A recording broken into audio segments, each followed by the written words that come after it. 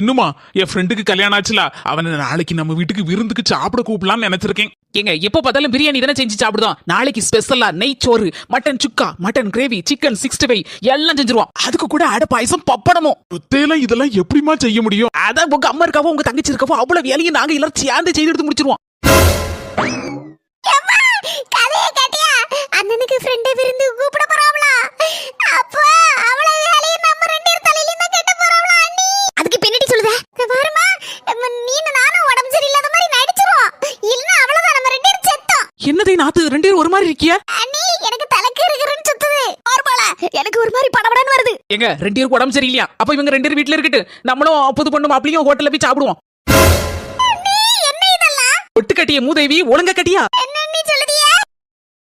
ஒண்ணுங்க எல்லாம் செய்யறது கஷ்டம். அதனால நம்ம 6 பேருக்கும் சேர்த்து ஹோட்டல்ல சாப்பாடு புக் பண்ணிருக்கலாம்.